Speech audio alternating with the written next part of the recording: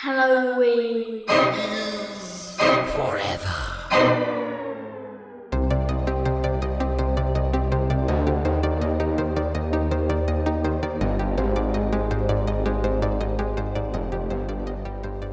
Hey, Ben. Hi, Steve.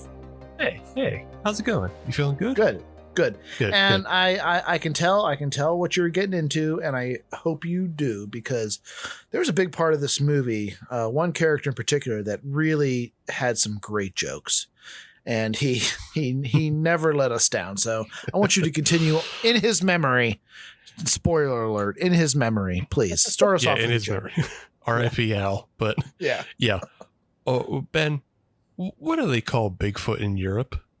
Well, I know a lot of Bigfoot names and nomenclature, but I don't know what they would call them in Europe. What do they call them, Steve? They calls them big meter. They does. Big meter. Get it? They've converted him to metric. Hey, welcome everybody to the Halloween is Forever podcast. It's me. Wow. It's Steve. It's Steve. And with me is Bigfoot Benjamin. Hi, everyone. And we got a special guest this week. We got a director of a film, and we've already been talking about doing Bigfoot stuff. If you know, you know. But you saw the title of the episode when you clicked on it. Yeah, we're a little biased. Yeah, it's Feed of Death. But we're doing a Bigfoot movie, and we just happen to have the director, James Chick, along with us for the ride. Hey, James, how's it going? Good. Hey, guys. Thanks for having me on. Yeah, thanks for coming on. And thanks for sharing your film with us. Of course. As it's just getting out there into the world. So, yeah, we'll be spending the next hour or so talking to James about his film, and we'll be talking about Bigfoots. We'll be talking about all kinds of fun things. But as you know, the first thing we got to talk about is a little bit of beer. So is anybody drinking on beers tonight? Ben, you usually got one. Go ahead. Oh, what are you drinking first? I've got my flagship beer is what I'll call, because I always start with one. I'll tell you guys about that, and then I just drink infinitely until we're done recording. Right. But this is a special one. This is an Allagash house beer. Ooh. Yeah. I've got a great, wonderful friend that lives in Maine now, and she can. You can buy this stuff by the case, only in the brewery, and it is a Belgian style. Steve, you might know. It said it's a Peter's beer, or I don't know if I'm pronouncing it right, but ooh, wow, that sounds like a style that's out of my range. If Brian was here, if Brian was here, I bet he could tell us. But it's a Belgian style, kind of like wildish house beer. So it's under 4%. It is light. It is citrusy. It is a little bit funky, and it's. I'm gonna drink it in about 5 minutes. What's the ABV on that? 4.5. Okay. Yeah. So in like typical like house beer fashion, really low ABV, made to be drank a lot of. Yeah. I don't have enough to drink a lot of. So I'm gonna drink this. I'm gonna drink a bunch of Sierra Nevadas. So sure. That's my plan. Sure. Yeah, it's not quite table beer, but it's still really low for getting down on a bunch of. Yeah, I don't know the like flavor profiles of a Peter's beer. Me either. I Googled it briefly right before we logged in, and I couldn't see much, but beyond when I went to Allagash's website, it all was untapped reviews, and no one could describe it anything better than just what it is. It's just a Belgian style ale, 4%, and that's it. Cool, great. But it tastes great. I love it. Well, when Brian comes back next episode, we'll have him explain we'll have him explain what Peter's beer is. Yeah. All right. For me, I have a little thing. Just I've had it on the show before. It doesn't matter. It's not, but it's still a really good beer. But it's the Smoked Helles, the collaboration between Von Trapp Brewing and Live Oak Brewing. Mm-hmm. We love Von Trapp on this show. We do. Drink a lot. Yeah, you love Von Trapp. Brian loves Von Trapp. I love Von Trapp. I've had the smoketails before, but I just found one sitting in the fridge and I said, "Ooh boy, oh boy, it's got trees and rivers on it. That sounds like outside." That's where Sasquatch lives. Yeah, that's where Sasquatch is. Nice. Outside. It's an outside beer. So, yep, drinking on that. It still has that wonderfully smoky flavor, and it's still just along the lines of that Schlenkerla line, but just a little less. But yeah, still great beechwood smoke flavor on it. So James, what are you bringing to the show? So I'm a big dark beer kind of guy. I like my stouts and my porters. And from the Pacific Northwest, which is where I'm actually from. Actually, if you've seen the movie, we literally filmed on part of my property for some of the movie. So I'm right here near Mount St. Helens. Cool. But this is from Wild Ride Brewing out of Central Oregon. I love Central Oregon, the Bend area. They're actually in Redmond, but this one is a vanilla stout. It's okay. One of my favorite ones they make is I think it's called it's like a peanut butter stout. I don't know if it's Nut Crusher or if it's something else, but Wild Ride out of Central Oregon in Redmond, really good brewery. So that's what I'm drinking tonight, just because it's what I had in my fridge. Right on. Yeah. I mean that all falls into the show as well. I'm usually the one who brings on like a dark gloopy stout, and I actually almost did bring one on, Ben. You'll appreciate this, but I decided to save it for another episode. I found a can of 2021 Gristhouse Siberian Highway. Oh It's for you, James. It is a 10% plus barrel aged stout. And so, it's just, I found that sitting next to the Vaughn Trap, and I just kind of did a toss up of like, That's an intense beer, 10%. Yeah. It's but also, James, we went to Bend maybe 2 years ago, and that was some of the best beer that I've ever drank in my life. I couldn't imagine having access to that all the time. I mean, every place that we went to was some of the best drinks I've ever had. I mean, I feel like maybe I'm biased, but I feel like microbreweries exploded here. Kind of how like coffee came out of Seattle or whatever, is like it exploded in the Pacific Northwest, and so there's microbreweries everywhere. But I love me some what is it, Black Butte Porter and whatnot out of Deschutes Brewery. Deschutes, mm-hmm. Yep. Oh yeah. Yep. Yeah, Bend was one of our favorite places.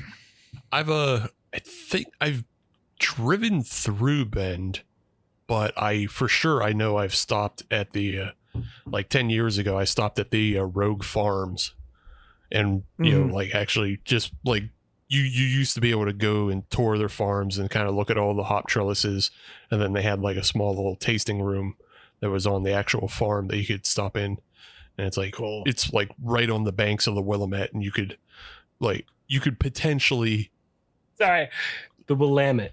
But I love that you said Willamette. That's awesome. You idiot, Steve. No, you can't correct me. Love it. Look, which is the bad Oregon? There's Oregon and Oregon.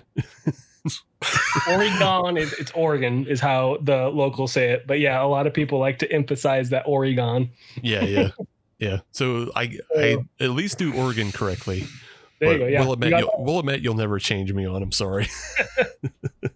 I mean, I guess you're on the opposite side of the country, so it's all right. Exactly. Yeah, that's all it is. But yeah, you could kayak down the river and like pull into the like the boat launch and then go to the tasting room. So yeah.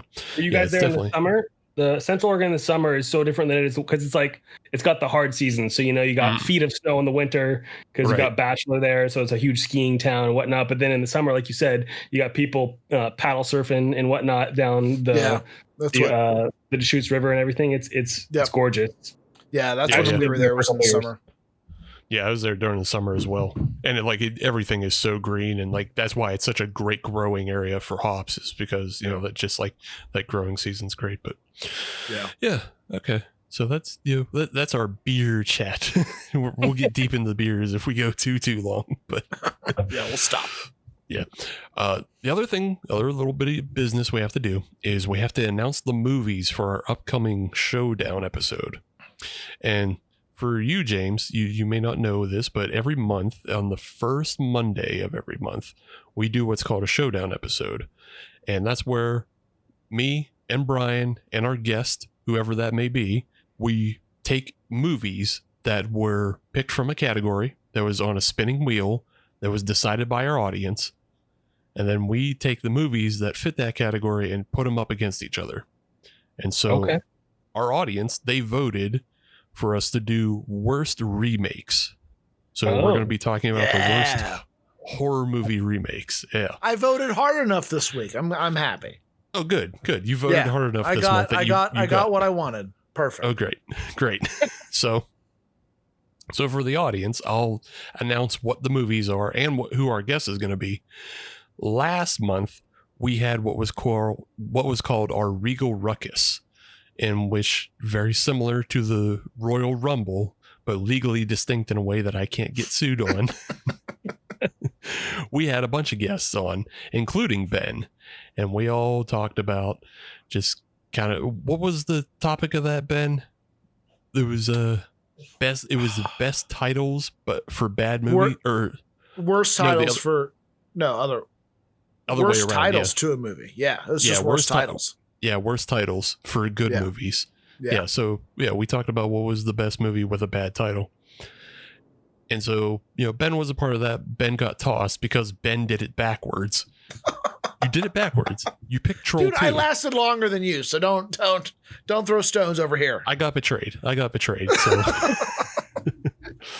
but in that, we declared a winner, and that winner was Ian from the Halloween Horror Hour in Seattle.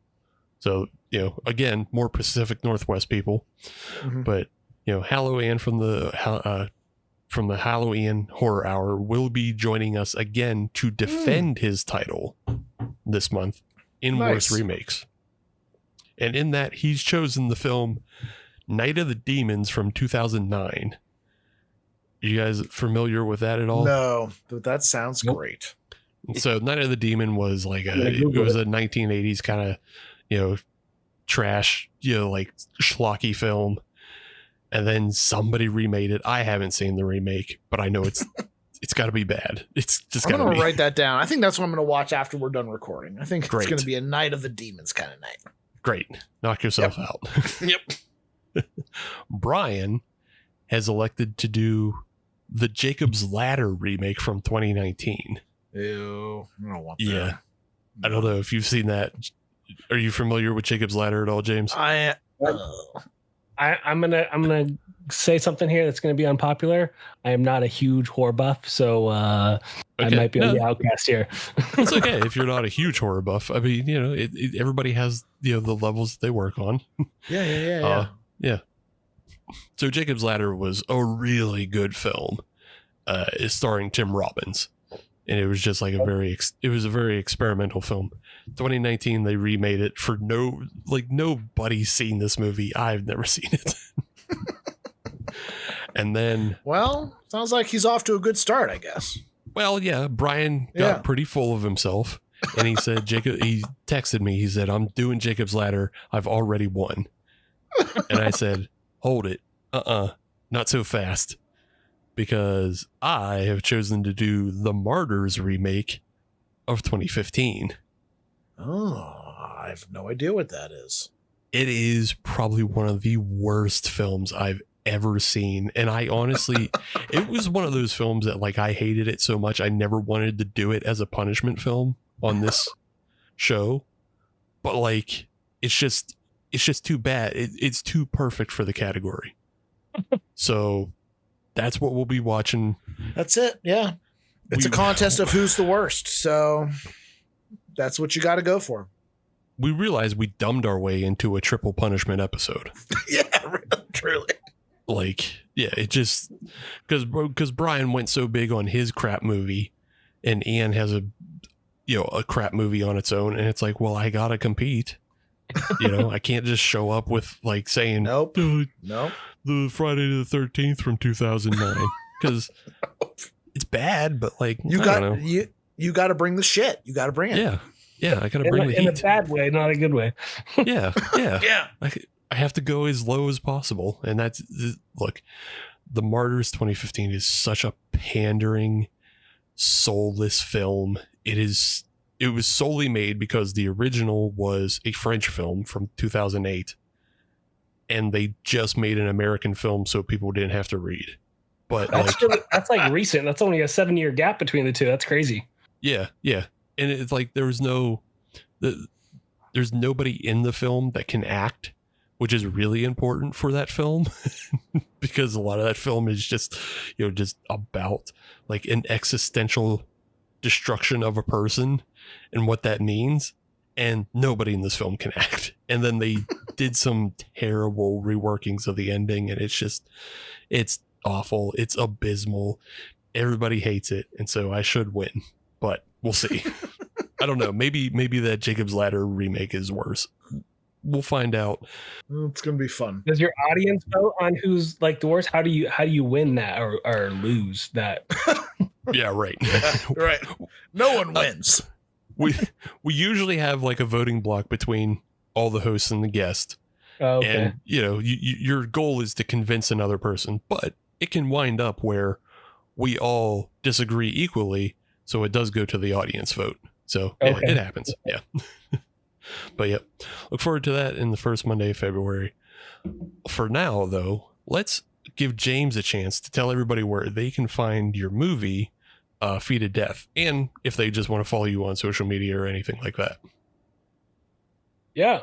So yeah, Feed to Death. It's on Tubi now. If you want to watch it for free with ads, or if you hate ads like me, you can rent it or buy it on Amazon. So you got a couple options there. But basically Feed to Death is like a mystery thriller, whodunit almost, and for the first first couple acts. And then in that third act is when it really kind of turns into more of that monster movie that really everybody is kind of expecting it to be. So it's a fun little indie film. It was a super low budget passion project. This is my first directorial debut. So I've worked on a bunch of indies, but this is the first one I ever wrote and directed. So yeah, if you want to check it out, Tubi for free, Amazon for rentals. Right on. Yeah. Cool. So yeah, get on that. This is your kind of last stop. If you want to watch the movie first, this is your last stop before we get into it. And I don't know how spoilerly we will get, but it's possible. So this is your last stop to get off the train, watch the movie, and then you come back to the episode, listen to us talk to James. And I'll just remind everybody, if you want to follow us on social media, all you have to do is search Halloween is Forever. We're on everything, the Instagrams. We're on the Blue Sky. And you can send us emails at halloweenisforeverpod@gmail.com. And if you log on to patreon.com/halloweenisforever, you can become a patron. That'll get you access to our Discord, where you can jump in, watch episodes happen live. It gets you reviews and recos every month. It gets you all kinds of extra things. I did that. Ben, did you see the little edit I made of Rob Zombie and Nosferatu? I know you saw it. Oh my God, yes. Yeah. Oh, that took me back. I used to love lifting to that song in college, and that with against the Nosferatu. Oh my God, it's perfect. Yeah. It really is. Yeah. Yeah. So I made a little edit that you can see on the Instagram of taking clips from the new Nosferatu movie and setting it to Rob Zombie, and made it look a little bit like both the old Nosferatu movie with the colored frames, but also that's how Rob Zombie did the Living Dead Girl music video. Right. Yeah. Is that he was doing a mimic of the Cabinet of Dr. Caligari. So you can check that out. But all of that debuted on the Patreon first. So yeah. So you get to see it first. You get things first. And you get our exclusive podcasts. So check all of that out. Join the Patreon, patreon.com/halloweenisforever. All right. So I guess I should say I didn't plug any socials. If you want to see behind the scenes clips, basically we have a whole behind the scenes documentary. Like I think there's like 15 8-minute videos from the making of the movie. You can just Google Chick Flick Films. That's a production company on YouTube.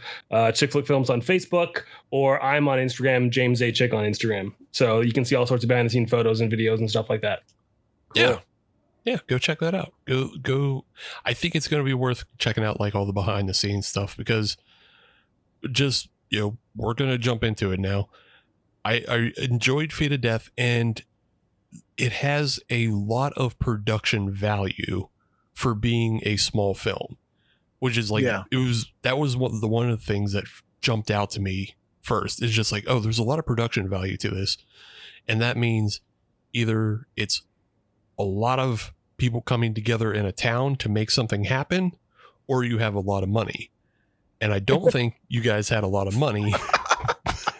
No. And what?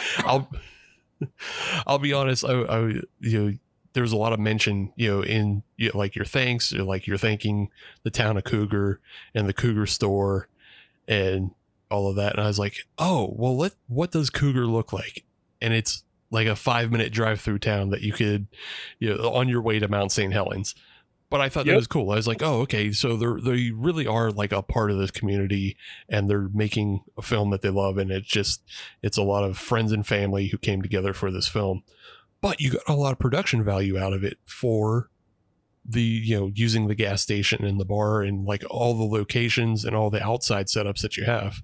Yeah, it was honestly amazing how much people were willing to support the film just by asking. I think we really only had to pay for one location that we filmed at, and that's because we had to set dress the whole place, and we were there for 3 days. And so everybody else really just donated their time, and we just kind of worked around their schedule. Like the scene at the gas station mini mart place, like there were operating hours, so we would like film for 5 minutes, and then a guest would come in, and we have to pause and wait for them to check out the guest. That's great. And then then our talent would come back in and we would set up. And then, but that's what we had to do in order to make it happen with it, because we didn't have thousands of dollars to pay for locations and all that kind of stuff. So it was all just people willing to help us out and, say, yeah, you can come and shoot here. And like you said, Cougar is not a big town. There's like 2 restaurants, 2 gas stations, and an RV campground. That's about it. And that's just because people stop to eat and get gas and then keep going. Yeah.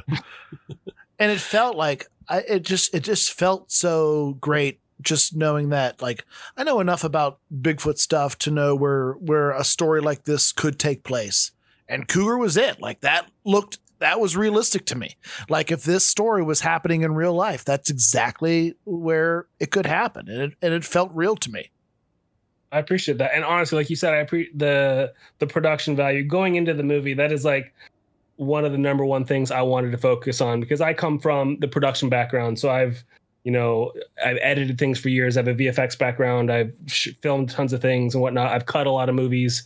So I wanted to make sure that when we were doing this, that it didn't look like someone shot it on a cell phone, and it wasn't a found footage movie, and that it wasn't, I wanted to, for lack of better terms, I hate the term, I wanted it to look cinematic. I wanted it to look like a real movie. And so we actually rented nice cinema lenses. We just shot it on a prosumer camera. It was the Blackmagic 6K Pro, but it's like a really nice 6K raw image. And we just made sure, the number one thing that most people don't do is they just don't think about how they're lighting their movie. They just set it up and shoot it. And then that's why it looks like you shot it on a cell phone, because you don't think about even if you're using natural light, if you think about how you're going to film it, where the light is, where it's coming from, and think like a DP, you can make things look pretty. And so that was a goal of mine, is to make sure that it actually looked good. So I appreciate hearing that you guys actually thought that it had some production value. Yeah. The first note I have on my thing was just like that opening scene where that female character is just hiking through the creek and comes upon like what starts this whole story off. It was beautiful. Like that was picturesque and exactly the kind of spot where something like this could happen and look beautiful all at the same time. Perfect. Yeah.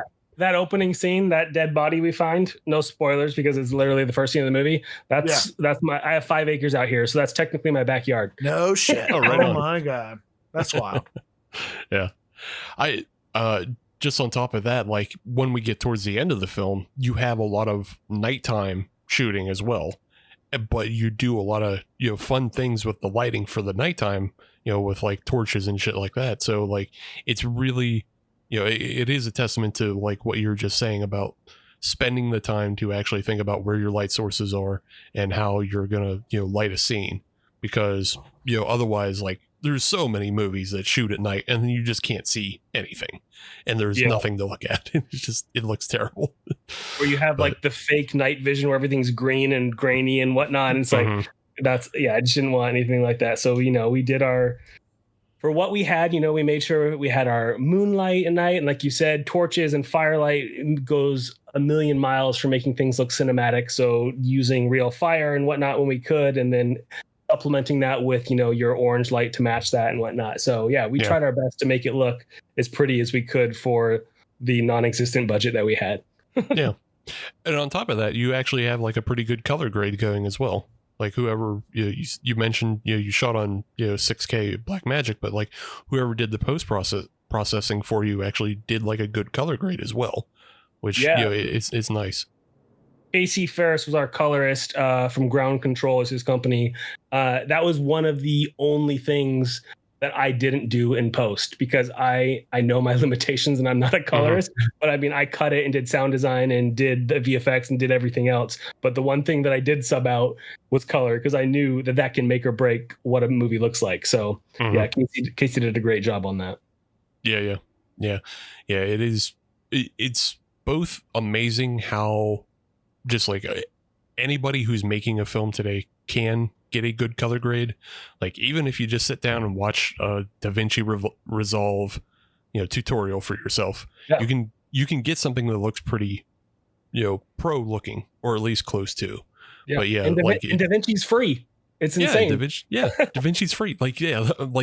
It's also funny because you said prosumer camera and you're talking about a Blackmagic 6K when I was in film school, the prosumer was a Canon XL2.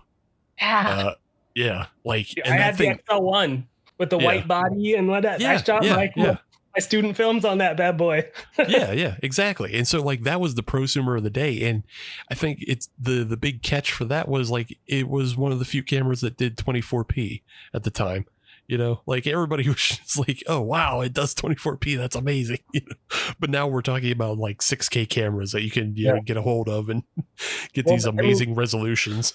That Blackmagic camera is like $2,000. You could probably get a used one for $1,000, but like brand new out of the box, it was like $2,500 or something like that, which is insane for that kind of raw image at that resolution. Like the technology is not a barrier to entry anymore. It's just about knowing how to use it and make it and having a good story. It's really your barrier to entry. And honestly, the hardest part today, and like we talked about this earlier, I think it was before we were recording, is like the hardest part is no one has any idea that this movie exists because we have no marketing budget. So getting it out there now is the hard part. Is telling people you have a movie is the hard part. Getting one done, technically speaking, is the easy part. It's getting people to actually see it is the hard part these days. Wow.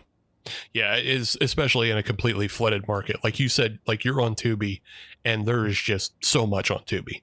Like, I mean, of all quality, of all length, we can talk about, even Ben made us watch a film called Bigfoot Goes to Hell. And it is one of the worst things just ever made. And we don't have to bring that up, Steve. I'm just saying it's related. Go. It's related. But I bet with that kind of title and some decent poster art that I bet you they turned a profit on that movie. Depending on what they got it for. Had to have, because I think most of that film was made from outsourcing it. So the film is an hour long and it's all computer animation. Oh, it is.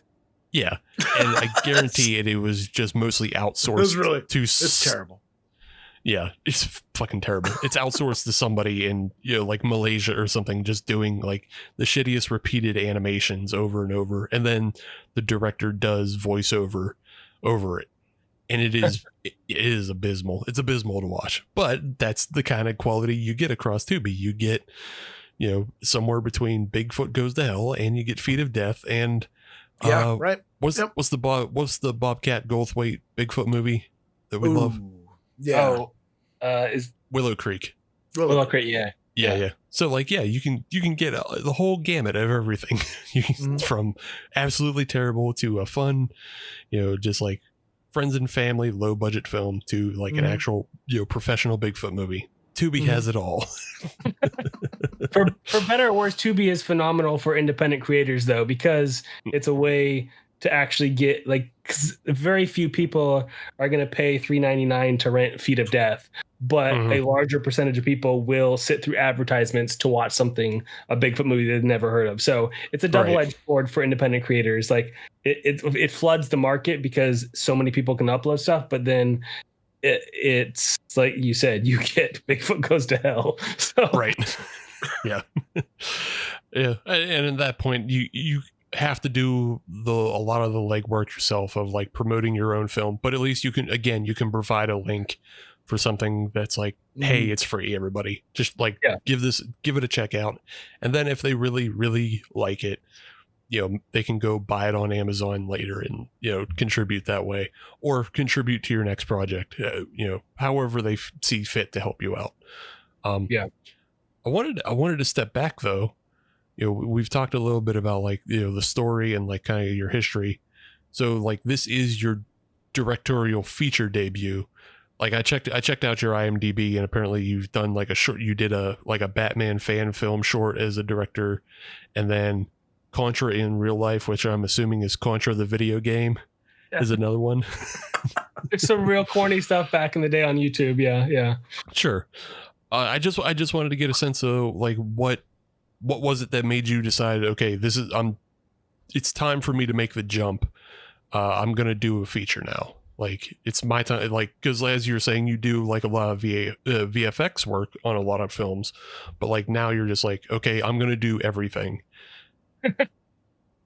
Yeah. Well, it's always been my goal since I switched from engineering in college to a liberal arts degree and started focusing on doing video and whatnot. It's always been my goal to direct.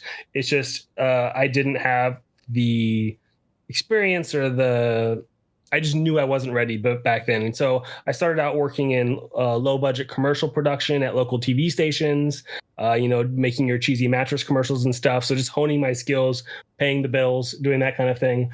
But I really started doing a lot more indie film, legit independent film, like around 2019, 2020. And, was getting on set a lot more, was actually cutting a couple films and doing sound design, a bunch of stuff. So I really switched from doing VFX that were paying the bills to really focusing on what my passion was, which is actual filmmaking. Because I love VFX, but sitting behind a computer all day, every day is mind numbing, and it's insane hours. I was working 100 hours a week when I was at a VFX studio. We were working on like Grimm on NBC, or ABC, doing a lot of creature morph stuff. Like, I loved it, but the hours are insane, and it wasn't what I wanted to do. I was always wanting to do production on feature films. Like, I played around on YouTube and it scratched the itch, but it never really was what I wanted to do. So finally, after I had, like I said, I had shot films, I had edited films, I had sound design for films, I had delivered films to people like Tubi and VMI Worldwide. I had done everything from beginning to end except write and direct and produce. I was like, you know what? It's now or never. Let's just do it. So I had already been writing scripts, but like most writers, the first few scripts I wrote were like multi-million-dollar projects. Like, it was just unrealistic to make it happen. So I specifically wrote Feet of Death, knowing that it's, like I said, I have 5 acres out here. I literally live out in the woods here. I had access to a Bigfoot suit. I had a town in an area that was willing to help out. So I specifically wrote knowing that I had access to all these things. So I was able to do it on a budget of, I'll just tell you, the entire budget from beginning to end was less than $15,000. So it was nothing. Oh, wow. Really? Yeah. So, and all that went to the cast and crew, just so that way they could actually be paid to be on set. We shot it all in 12 principal days of photography, and then a few pickup skeleton crew days that I did here and there for like drone stuff and whatnot. But that's, again, because I did basically everything. There was the total crew for this project was me, my DP, a sound guy, and a PA. That was it. 4 people. Mm-hmm. Yeah. So it was like a non-existent crew. But anyways, the reason I jumped into it was because it's always what I was wanting to do. And so when I was writing this film, I was like, okay, what's something that I can do, something that I would want to watch, and something that has an audience? And Bigfoot just kind of fit all those things because I love monster movies, I love thrillers, and I had access to the Pacific Northwest, and Bigfoot has a built-in audience, so it just kind of made sense to go down that route. Yeah, right on. Yeah, it's a lot of, write what you know and work with what's available to you. So yeah, if you are obviously living in the Pacific Northwest, everybody's aware of Bigfoot in one way or another. That's not like that's not a secret. But everywhere up here. Yeah, but yeah, hey, you do what you can with what you have, and you mentioned like the 4-man crew, and like again, that's just such a throwback to student filmmaking. It is like, yeah, you got one guy you need 4 people because one guy has to hold the camera and one guy has to hold the boom, and then one guy holds your bounce board, and that's about it. Like, you don't have much else to work with. You can't get any smaller than the crew we had. I mean, I guess we could have done without a PA, but man, that would have been miserable. Right? Yeah. So, when you started writing, because also you listed as Ashley Chick, and I'm assuming that's your wife. That Correct. Is, yeah. So you and your wife started writing this, and then there's a third person, Ryan Stahl, listed as a writer. Did the story originate with you, or was it like an idea that came from somebody else and you decided to flesh it out, or how did your script come about? Definitely, it originated. Actually, we were driving. So Ryan Stahl is my brother-in-law, who is a super creative guy. So we were actually driving to his house. He lives in Central Washington, to go visit my sister and their family. And so my wife was driving and I was in the passenger seat, and we just started trying to come up with ideas. So it really just started from me and Ashley bouncing ideas back and forth on the drive, coming up with things. And then I kind of fleshed out an outline. And then from there, I would do a lot of the writing, and then Ashley would help with dialogue, because Ashley, who is my wife, is a writer as well, but she writes books, not movies. So she's not in the production world of any sort, but she's extremely creative and really good at writing, and she's really good at helping me with dialogue and clean up scripts and stuff like that. So I would do the majority of the writing on this specific project, and then kind of bounce it off both Ryan and Christy to help me flesh out scenes, or to just, kind of give notes and, make the dialogue sound maybe a little more natural and that kind of thing. But Ryan has become a great writing partner. And actually the next project I'm working on, he's doing probably 95% of the writing for that one. So huge props to them. They're both extremely talented writers. But for this project, I did more of the writing. It's a fun script. It has I don't want to say predictable evolution, but it has like a cozy evolution. Yeah. In that we have, for at least, the first act or two, you have these parallel running stories, which I think is like an interesting way to frame things, because it takes from your kind of classic monster movie investigation film, but also the second story with Chris is along the lines of a found footage, even though it's not always filmed like a found footage film. So it's kind of a fun kind of play back and forth of doing 2 parallel running stories at the same time that lead to an ultimate conclusion of, oh, fuck Bigfoot. Yeah, that was honestly one of the ideas that we came up with on that first drive, of like having different perspectives and filming them in different ways. So the vlog footage one is shot as if he's doing all his own filming. So if he's on camera, the camera's never moving. It's like locked down, because if you're shooting a vlog by yourself, that's how it would be. Or then you get the scenic B-roll shots, but he's not in it. So like we filmed that specifically as if he was doing all of this filming himself. And then you switch to more of your wide, your anamorphic widescreen for the cinematic stuff. And so we have these 2 different, both visually different and aesthetically shot different perspectives. And that really, in my opinion, even though the first 2 acts are slower, it helps keep that pacing going of like cutting back and forth between these 2 stories versus just playing it out chronologically, which is kind of fun in my mind to see, like, okay, how are these paths gonna cross? When is this timeline connected to this timeline, and that kind of thing. So it was just a fun way of giving you this backstory and keeping the story moving in a different way.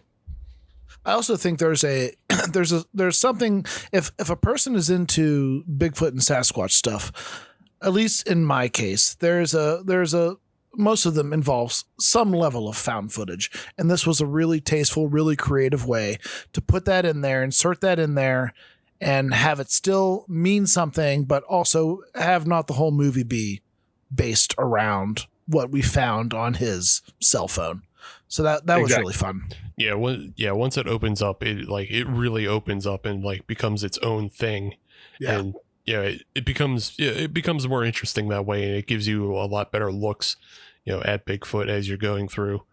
I wanted to point out though, one scene that's, in kind of Chris's story is when he goes to the gas station, and it's just a little thing, but I really love the counter girl, Evan, as she's standing there waiting for him to call action, and just the way she's playing with her hands as to not know what to do with them. It's just such a funny, like, little detail but it's great characterization. Dude, as she's going along. Killed that. She was only there for the one day filming. And her name's Morgan, and she was phenomenal. And the way she does her little eye darting back and forth, and just the way she plays awkward, so good. She just turned on. Every time we did any sort of screening at a theater, she got the biggest laughs out of all the movie. Like it was phenomenal. So like I love that little part, her little, because she's a tiny little character, but she killed it. Yeah, she really did. You would be hard pressed to know if she was really that bad or just that good. Like, I'm sure that people think that she's just terrible. Which is how good she is. Yeah. All right.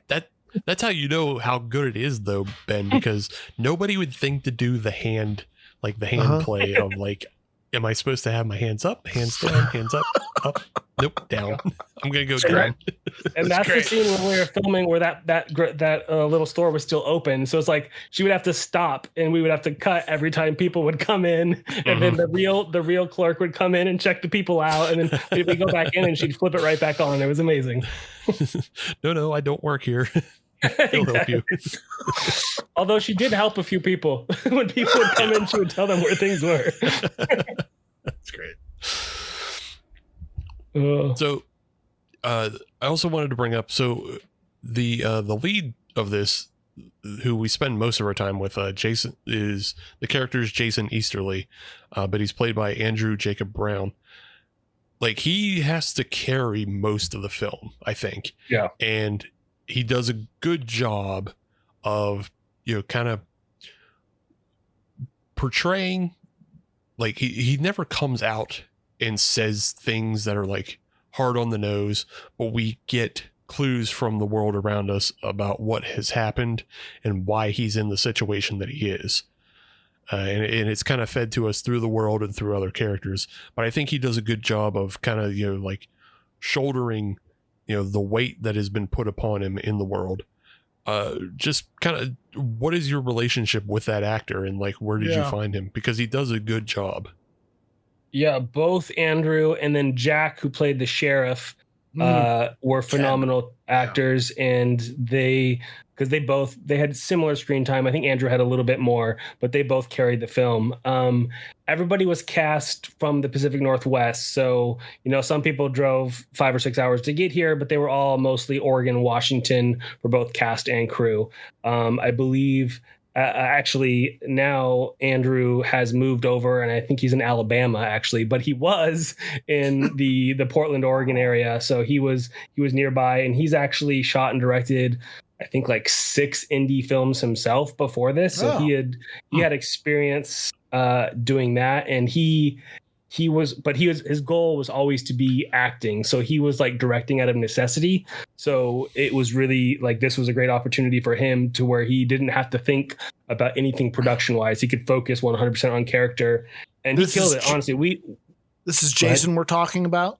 Yeah, Jason. Yeah. Okay. Jason Esterly, who is played by Andrew Jacob Brown. Yeah. Andrew Jacob Brown. And he did a great job. He was, I looked at a lot of people for this because we just put out an open casting call and like backstage and some other places, and we got, shockingly for how little we were paying, tons of applicants and whatnot. But he just stood out to us, and my wife saw it and she was like, that's your guy. That's Jason right there. And she was right. From his audition tape, we knew it. And then once I actually talked to him, we met on Zoom and chatted and, kind of ran through the character, and he killed it. And he was dedicated to the project, man. He was out there sitting on lava rocks in a t-shirt and out there in the rain, and but he was dedicated to the character and pushed through. So he was a local guy from just south of Portland. And then Jack, who played the sheriff, who I think stole the show, and I've gotten more compliments about his talent than anybody else. He also killed his audition tape. And what's funny is his audition tape he sent in, he was wearing that cowboy hat, and I wasn't originally picturing him in that cowboy hat. Done. But he sent it in, and I'm like, oh, dude, we got to have him in the cowboy hat. And so it was like we took inspiration from Longmire, and we brought in some of the wardrobe from that show. But yeah, he's in the Seattle area, I believe is where he's from. But he is that character. Like it's funny when we were on set a few times and he's in a sheriff outfit, we would have people come by who thought he was actually a real sheriff because he just fits it so well. Because he's a big man. I mean, he looks very large. Dude, it's that beard too. That beard. Oh man, I when in one of the opening scenes when Jason's they find the body and they're doing the initial investigation where it happens, and when Jason and Ken kind of have that little altercation, because Jason he's a smaller guy, right? I mean he is nowhere near the size of the sheriff, and the way that he grabbed him and held him, I'm like, holy shit, man! I wouldn't recommend that. I think it's a bad idea. I wouldn't do that. Yeah, I mean, snatching up a cop is not a good idea to begin with, but no. Especially not one bigger than you. No, he played that role or that scene so well. Like he kept his calm, but was serious and just leaned in and got they did a great job.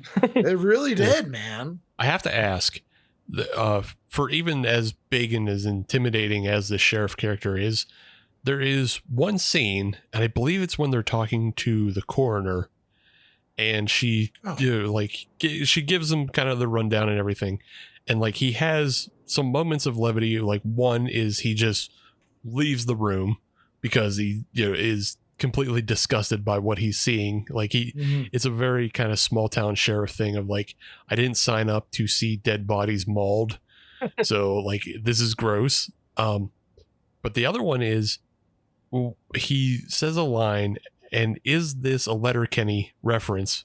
Because he says something to the effect of, "That's why I appreciates about you," or I appreciates you. I didn't know if that was a direct Letterkenny line, because he does look a bit like Squirrely Dan from the Letterkenny show as well. No, it was not. So I do not even know what that is, to be honest. I have never heard of Letterkenny. All right. It's a comedy show out of Canada, but the character of Jack looks very much like he's very similar in size and big beardedness as this character named Squirrely Dan, and his catchphrase is "That's what I appreciates about you." And maybe he knew that show and pulled inspiration from that, but I was completely unaware of it. Yeah, because he just signed off with the coroner with an appreciates you. I was like, wait a minute. That's funny. No, I'll have to ask him next time I talk to him, because no, I have not heard of that. Yeah, it's just a very specific thing. Because like I said, it's from Canada, so I don't ever remember hearing anybody in the Pacific Northwest saying appreciates you while I was up there. But I just Googled Squirrely Dan, and that's funny. He is a big guy with a big beard. Yeah. Another thing I wanted to bring up is when we get towards the end and it becomes more clear that Bigfoot is real and Bigfoot is a problem, and Jason, it's revealed through the world and through news reports and such, but that Jason has lost his wife to an animal attack, and he has come down to the decision that it probably was Bigfoot that killed his wife. In that final confrontation, he sends up a big fire and screams to the heavens looking for Bigfoot to come fight him, and then he blows up Bigfoot with an exploding spear. This is Predator, right? You know you're doing Predator. Yeah. We know you're doing Predator. We totally, and even the vibe of the music and whatnot, we were totally doing going for Predator vibes with the music and the building of the tension and whatnot. Yeah, 100% inspiration from that scene of Predator. At least that's one reference I was like, okay, there's no way he doesn't know what Predator is. He for sure did Predator. Did you catch there was it was a little less obvious, but there was a Die Hard reference in there too. Did you catch that one by chance? Ooh. I did, when they're going through the caves. Yeah. And he's like, come out to the coast, find some Bigfoot. Yeah. That's great. I missed that. Can we talk about Al for a second? I thought sure. I loved him so much, and I was so sad when he died. He was the most nurturing boss I've ever met in my life. He was great. He was Jason's boss at the I forget, the DA, the Forest Service, the USFS. The USFS. And he was the boss, and kind of like his wife had also died early, and he was kind of he took Jason under his wing because his wife had also been killed. And God, I just loved I loved their interactions every time. He was great. That was a tough character, man. That was to find someone to fill that role, because it's like they had to be able to pull off like the dad vibes and give the dad joke. And have that mentoring, but then they couldn't be so old that he was like unable to go out hiking and whatnot.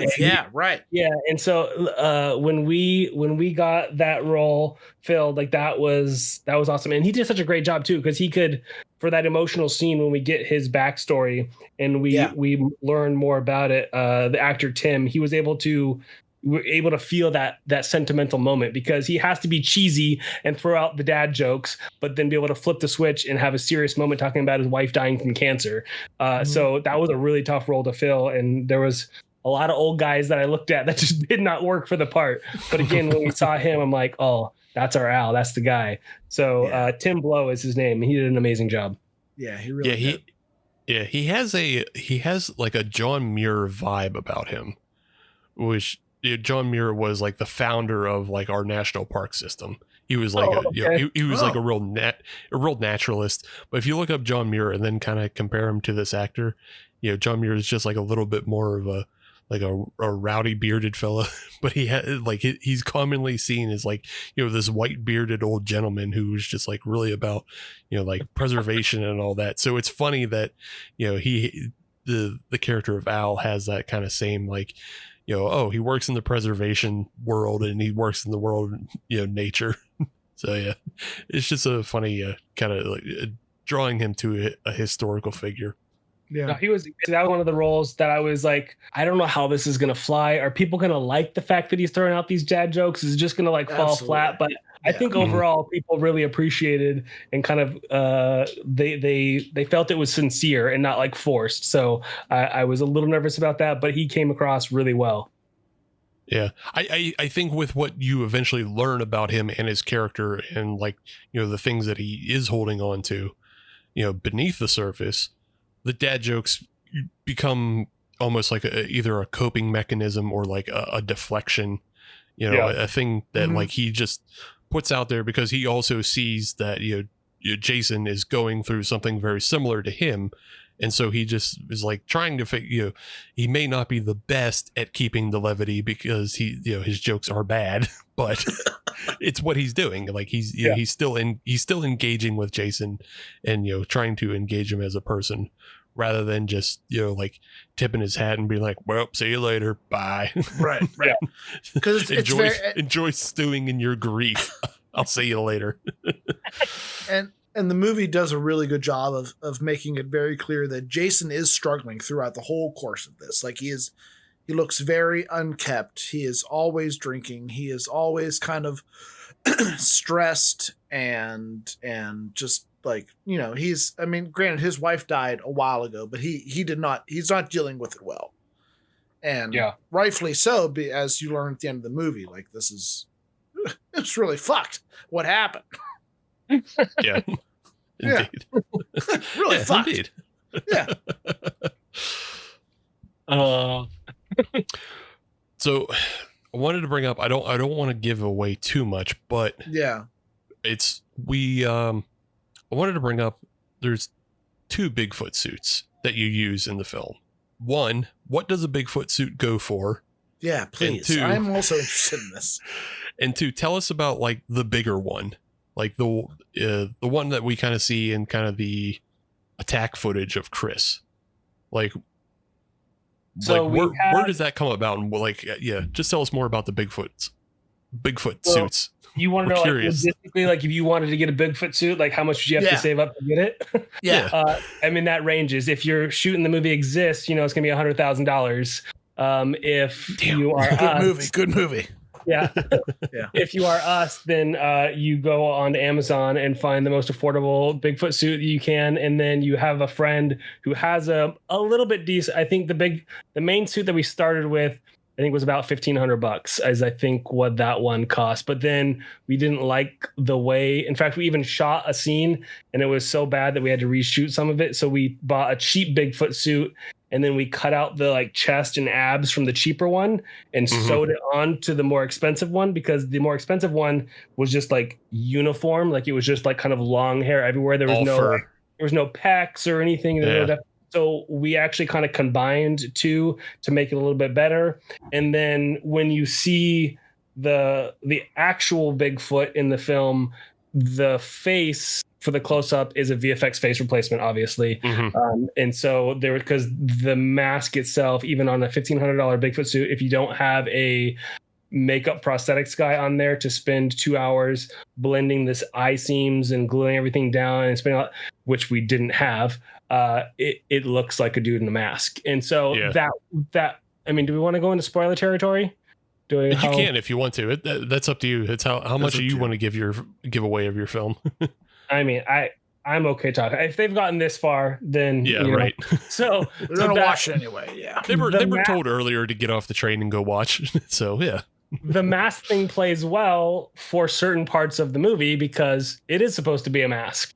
Right. But then when you're supposed to be seeing the real Bigfoot, we wanted it to look not as mask-like. So we did a VFX face replacement on when you saw the close-ups of stuff. Now, I know it's not perfect, and I know there's a lot of people that say it just looks horrible, which I can see is not great. But again, for what we had, I think it turned out really well. And I really wanted Bigfoot to move a little bit more ape-like, a little more animalistic and less man-like, just to do something different. So he wasn't like totally bipedal, just strolling through, like, the the Gimli Patterson film, that kind of thing. I wanted to be more animalistic. So a lot of times he's on all fours and he's like more quadrupedal.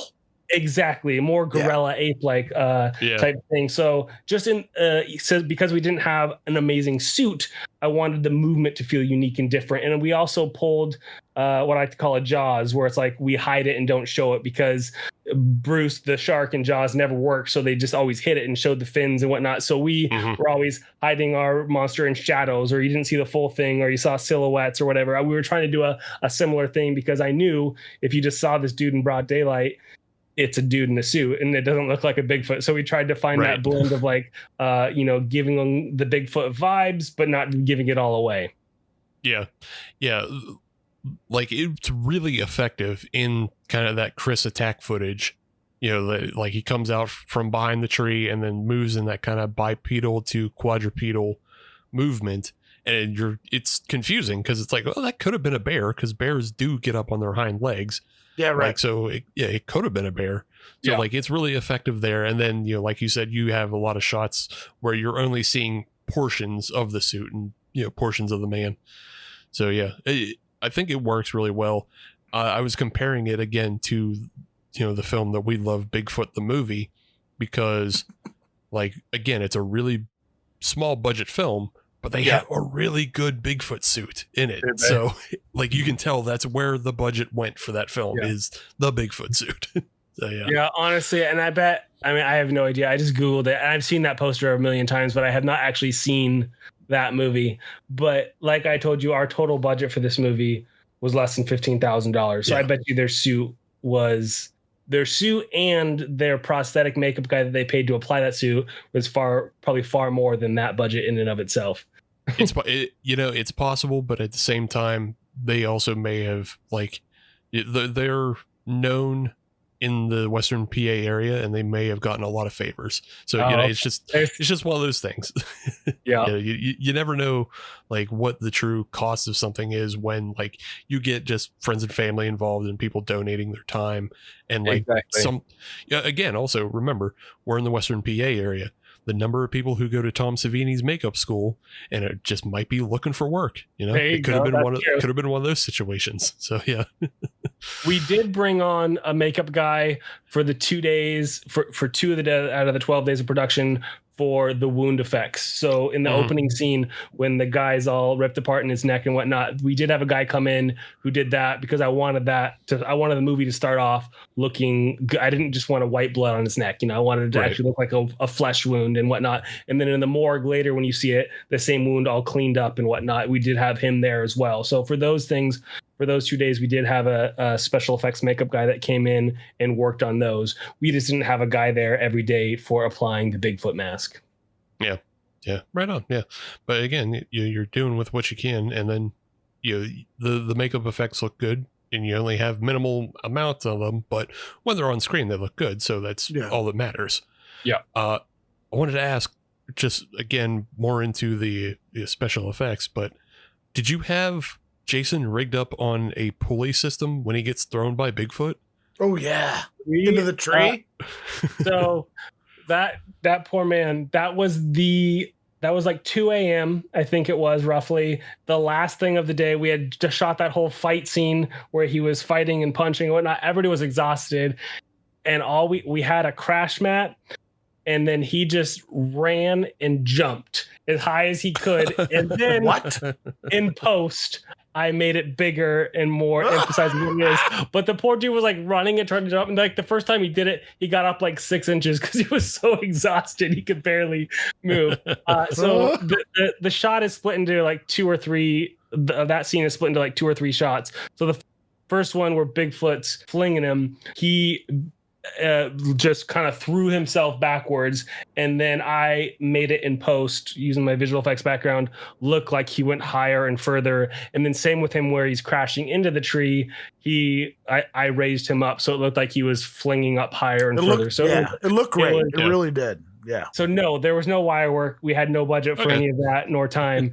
But it was just it was all there was no CG person replacement or anything like that. It was his footage that I then just modified in compositing. Cool.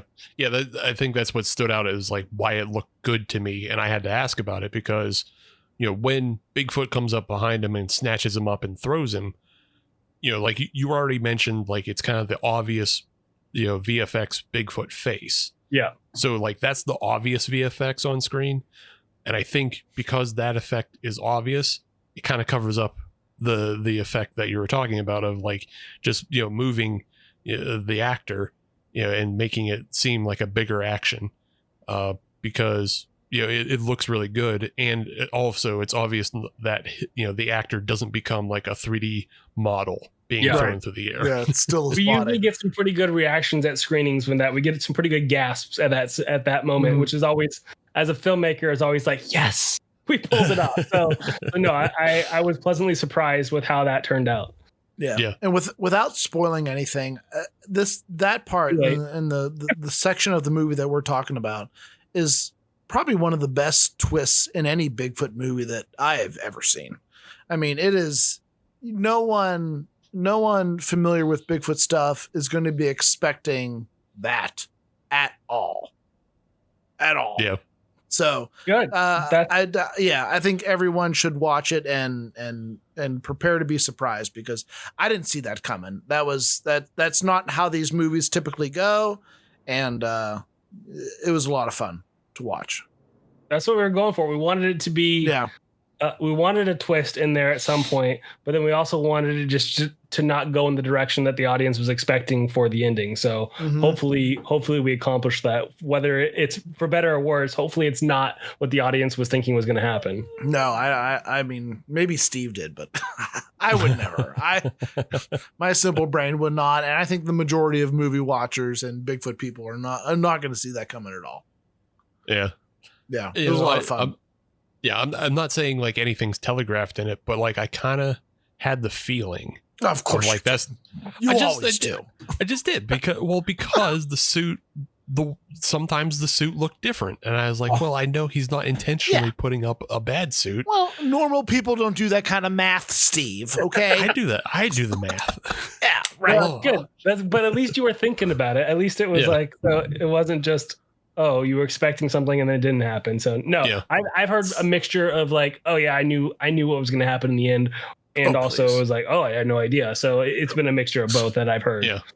But I think it works to the advantage of the film though, because when you see the bad suit, you're kind of like, oh, what's going on here? Like now they're not just putting up a bad suit to put up a bad suit. Okay, there's a reason for it. And then you go, okay, but if there's a bad suit, that still means there's a real Bigfoot. And so, because that bad suit looks nothing like what we saw in the Chris attack footage. So you just go, you have to remember back to the beginning of the movie, like, oh, wait, hold on. There's still Bigfoots out there. It worked really well. It really did. I wanted to bring up some of the locales that you wind up shooting at, and like you kind of already mentioned how most of this is your backyard anyway, but like the cave system that you guys go into. Ooh, yeah. Is that in your backyard, or is that like more attached to a park or something? Or dude, if I had that in my backyard, I would be selling tickets and I would retire.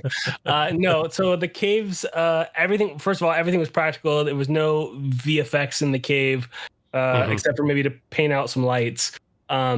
There's the Ape Caves, which is a national park, which is just these cool lava tubes from when St. Helens blew back in 80. And it's this really amazing national park where these caves, you can hike for miles underground. And so we did what's called live environment filmmaking. So we basically just went there, and just like we did at the store, we shot around people out there hiking and exploring and whatnot. And funny story about that day, we went there to shoot.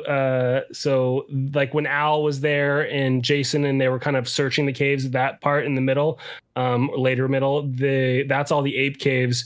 And the same day we were there filming, there was 4 school bus loads of middle school children on a field trip exploring these caves. So it's like in between takes, we have some behind the scenes pictures with like 30 kids in the background. And we would wait for them to all file out. And then we'd have like an 8-minute window between the groups where we would film a scene, and then we'd wait for them to This is the stuff you do when you're a low budget indie filmmaker. But the scenes look like, it looks amazing because these caves are huge and phenomenal. And it's they're great. And then the ending scene, which is one of my favorite scenes, where we have the tiki torches in that cave, that is called the Cheese Caves. And that's kind of it's about 2 hours away from me. It's near Mount Adams, but it's not a national park. That one's actually technically on private land, but they have signs posted and allow the public to basically explore at your own risk. So we just went there and we filmed all day there, and oh my gosh, that day was a nightmare because we got there and my generator was DOA, and so we ended up using my truck basically as a giant generator, so my truck was running for like 10 hours straight.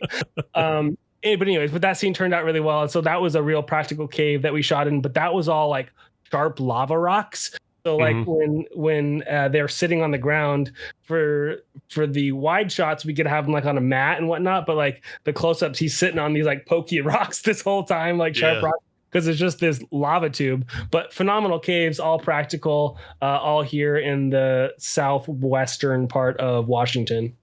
Yeah.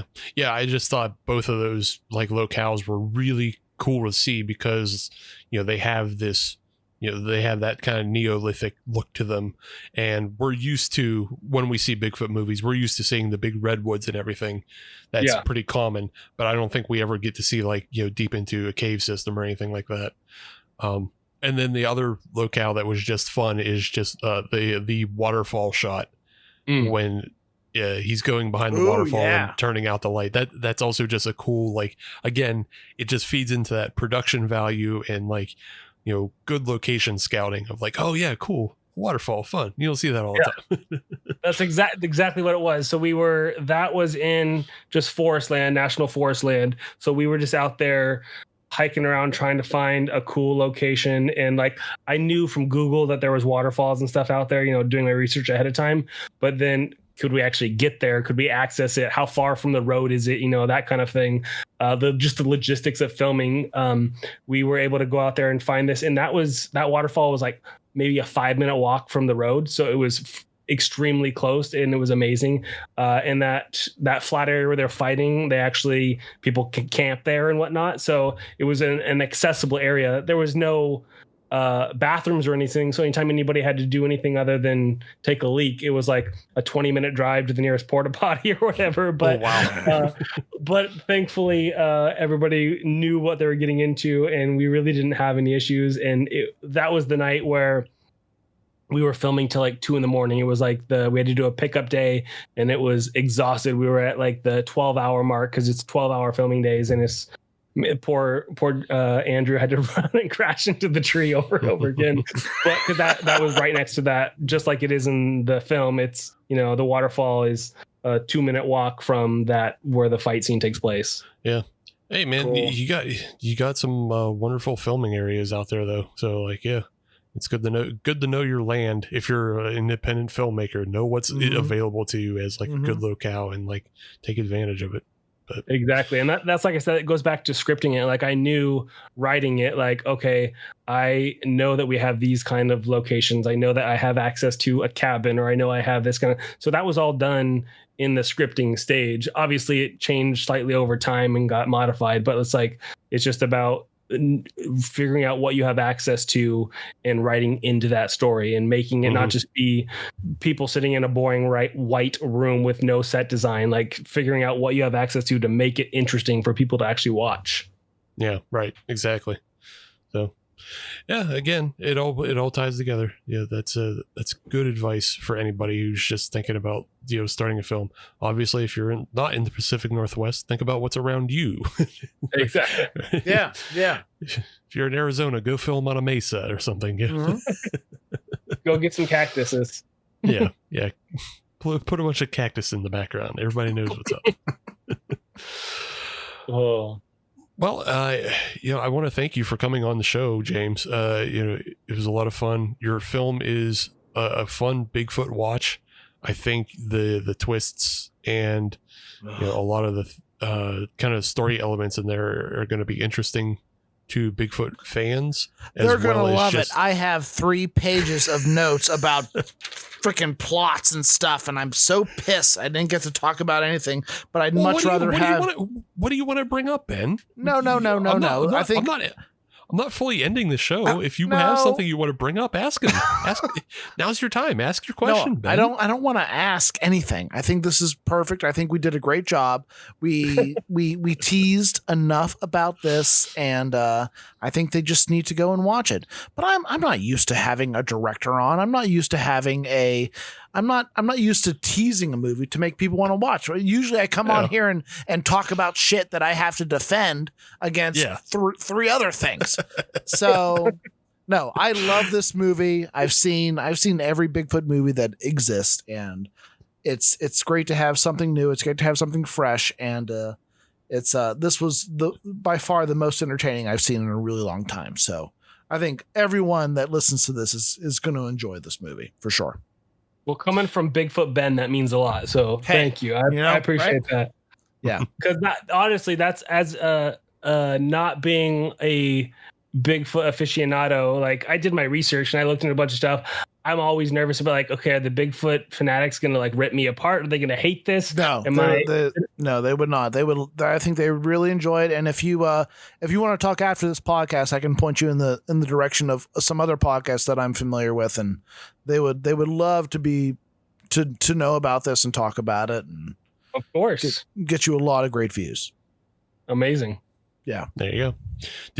Did you have anything else you wanted to ask though, Ben? I'll give you before we wrap it up. If you have anything else, no pressure. Don't. Feels like a lot of pressure. So you take your time. I can edit that out. How's the beer treating you though? How have you finished at least your first one? Oh please. Yeah, Ben's a quick drinker. 1, 2. Oh, there we go. There we go. 3. Oh shit! Yeah, I drink fast. No, I think I okay. Yeah, I know. I loved everything I saw. I don't think I have any questions. I just loved it. I think the ending is something I never expected, and is something that a Bigfoot movie has never done. Bigfoot movies are typically very predictable, and you know exactly what's going to happen before it happens. And this is a great take on it. Like it's fun. Yeah, I enjoy it. Yeah.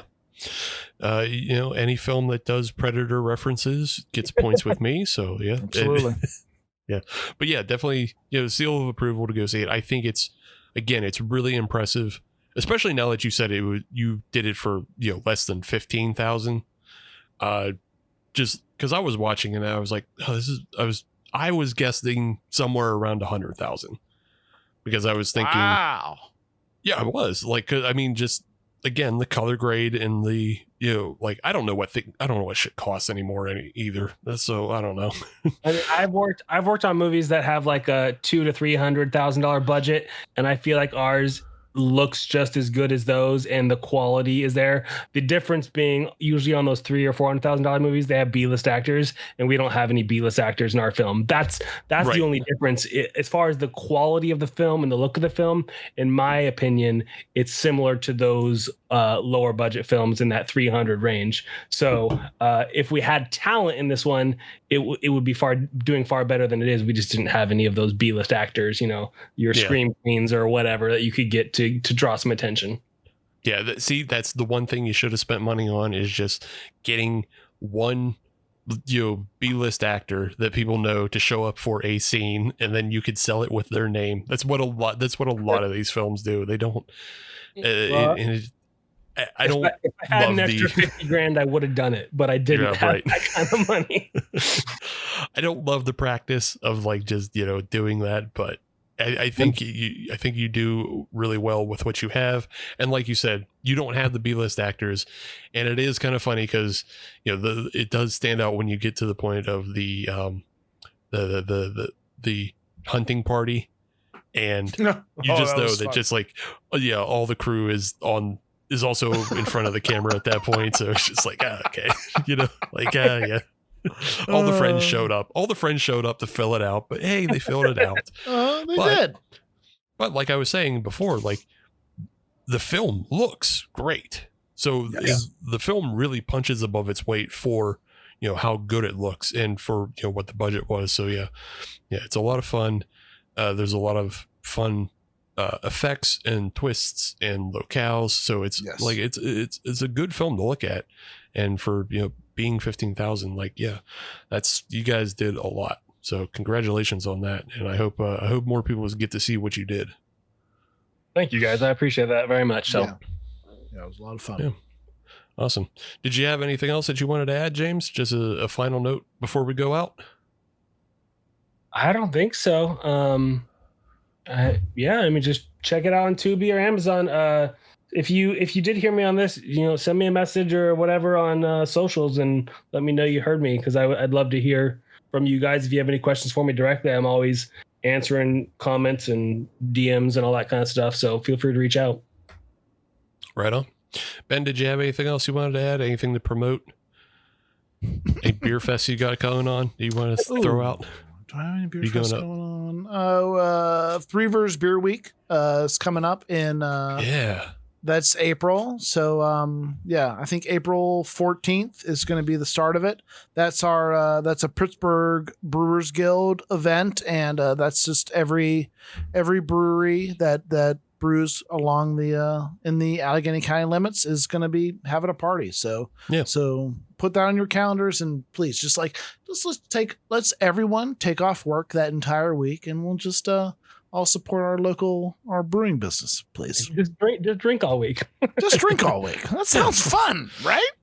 Fuck yeah. General strike, except for the people who work at those breweries. Right. Yeah. No, they'll general enjoy strike for everybody but them. Yeah. But them, they'll enjoy the money. All right. Yeah. Fair. And any of the local bands playing at those breweries. Right. Yeah. They also can't take off. And the food trucks. Food trucks can't take off. And they can't take off either. But everybody else, else just have fun. All right. Perfect. Well, for the Halloween is Forever crew, I'm Steve. I am Bigfoot Benjamin.